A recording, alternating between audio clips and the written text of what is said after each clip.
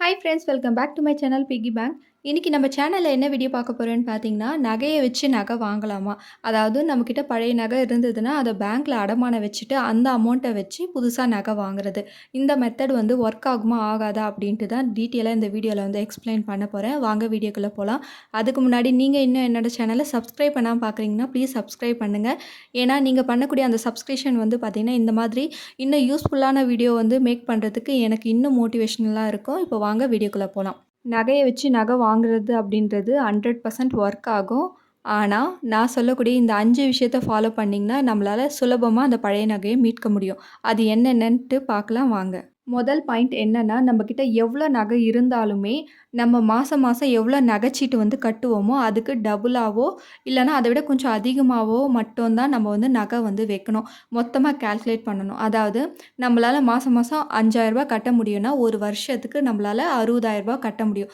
60,000 அப்படின்னும்போது ரூ. 1,00,000 நம்ம நகைய வச்சு நகை வாங்கலாம். அளவுக்கு மீறி நம்ம நகைய வச்சுட்டாலும், அத மீட்க முடியாம போகவும் வாய்ப்பு இருக்கு. அதனால தான் சொல்றேன். எவ்வளோ நகை இருந்தாலுமே, நம்பளால எவ்வளோ வந்து ஸ்பெண்ட் பண்ண முடியுமோ நகைச்சீட்டுக்கு, அந்த அமௌண்ட்ட கால்குலேட் பண்ணி நகை வைக்கிறது தான் ரொம்ப சாமர்த்தியம். நகைச்சீட்டு கட்டுற அமௌண்ட் இல்லாம நம்மகிட்ட எக்ஸ்ட்ரா வருமானம் இருக்கு அப்படின்னும்போது எக்ஸ்ட்ரா வைக்கலாம். அப்படி இல்லன்னா தவிர்க்கிறது ரொம்பவே நல்லது. 2வது பாயிண்ட் என்ன அப்படின்னா, அசல்ல பணம் கட்டுறது அப்படின்றது ரொம்பவே முக்கியம். சில பேர் இத வந்து தவிர்த்துட்டு என்ன பண்ணுவாங்கன்னா, மொத்த அமௌண்ட்ட கால்குலேட் பண்ணி அத சேமிச்சு நம்ம வந்து ஈஸியா மீட்டலாம். இன்னும் ஒரு 6 மாசத்துல இந்த அமௌண்ட் வரும். அப்ப மீட்டுக்கலாம் அப்படின்னு தவிர்ப்பாங்க. அந்த விஷயத்த மட்டும் பண்ணவே பண்ணாதீங்க. நம்ம நகைச்சீட்டு போட்டா எப்படி போய் மாசம் மாசம் பே பண்ணிட்டு வருவோமோ, அதே மாதிரி பேங்க்ல போய் அசல்ல போய் பணம் கட்டிடுங்க. இந்த மாசம் 10,000 கட்டிட்டோமா, அவ்வளோதான். அடுத்த மாசம் மறுபடியும் 10,000 கட்டணும். அத பண்ணாம நம்ம அந்த அமௌண்ட்ட வேற எதுக்காவது ஸ்பெண்ட் பண்ணிக்கலாம். இன்னும் கொஞ்ச நாள்ல பணம் வந்தா அத வச்சு மீட்டுக்கலாம்னு சொல்லிட்டு, பணத்த வந்து செலவு பண்ணிடக்கூடாது. இது வந்து நமக்கு நகைய மீட்க முடியாம போகறதுக்கு ஒரு வாய்ப்பாகிடும். 3வது பாயிண்ட் என்ன அப்டின்னா, வட்டி வந்து மொத்தமா சேர்த்து வச்சு கட்டினாலும் ஓகே தான். இல்ல நம்ம அசல் கட்டும்போது எக்ஸ்ட்ரா அந்த அமௌண்ட்ட சேர்த்து கட்டுறதும் நமக்கு வந்து யூஸ்ஃபுல்லா இருக்கும். சில பேர் என்ன பண்ணுவாங்கன்னா, மாசம் மாசம் வந்து அமௌண்ட் வந்து அசல் மட்டும் பே பண்ணிட்டு, 1 வருஷம் கழிச்சு வட்டிய மட்டும் கட்டி நகைய மீட்டு வைப்பாங்க. நமக்கு அசல் வந்து குறைஞ்சு இருக்கும். அப்போ வட்டியும் குறைஞ்சிடும். 4வது பாயிண்ட் என்ன அப்டின்னா, சில பேர் பண்ணக்கூடிய தவறுமே இதுதான். நகைய வச்சு நகை வாங்கிடுவாங்க.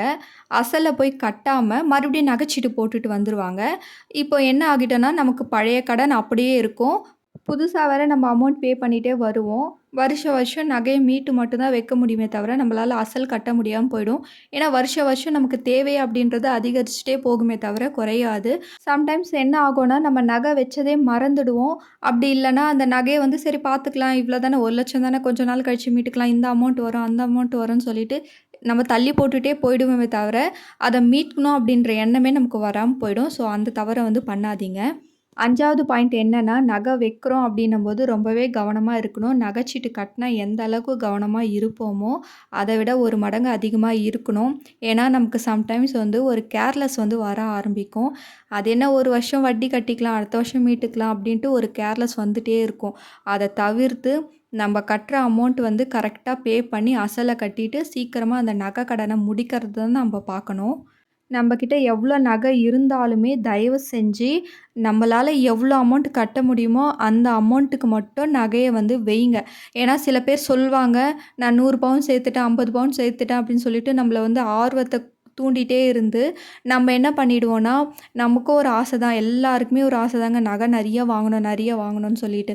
நம்மளும் கண்மூடித்தனமா ஒரு 10 பவுன், 20 பவுன் எடுத்துட்டு போய் பேங்க்ல வச்சுட்டு, புதுசா ஒரு 5 பவுன், 6 பவுன் வாங்கிடுறோம்னு வச்சுப்போமே.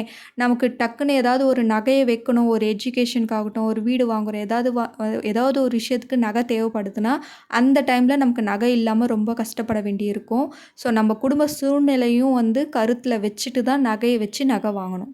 ஏன் இத அழுத்தமா சொல்றேன்னா, நம்மகிட்ட 20 பவுன் நகை, பழைய நகை வீட்ல இருக்குன்னா, அது அப்படியே 20 பவுன் தான் இருக்க போது. அத வச்சு நம்ம ஒரு இடம் கூட வாங்கி போடலாம். ஆனா, நீங்க அத வச்சு ஒரு நகை வாங்கிட்டு வரீங்கன்னா, 5 பவுன் இல்லன்னா 6 பவுன் தான் வாங்க முடியும் புது நகை. இப்ப விக்கிற விலைக்கு செய்கூலி, சேதாரம், ஜிஎஸ்டிலாம் சேர்த்து ரொம்பவே பாதிக்கு பாதிய விட கம்மியான அளவு நகை தான் நம்மளால வாங்கிட்டு வர முடியும். இப்ப திடீர்னு நம்ம வீட்ல வந்து ஆண்கள் வந்து, "நான் இத பண்ண போறேன், பிசினஸ் பண்ண போறேன், எனக்கு நகை தேவைப்படுது, இல்ல வீடு வாங்க போறேன், இடம் வாங்குற ஒரு அமைப்பு வருது." அப்படின்னும்போது நகை இல்லாம போய் அடுத்தவங்க கிட்ட கையேந்துற நிலைமை வந்துரக்கூடாது அப்படின்ற ஒரு காரணத்துக்காக தான் நான் சொல்றேன். ஓகே ஃப்ரெண்ட்ஸ், இந்த வீடியோ யூஸ்ஃபுல்லா இருக்கும் அப்படின்னு நினைக்கிறேன். தேங்க் யூ ஃபார் வாட்சிங்.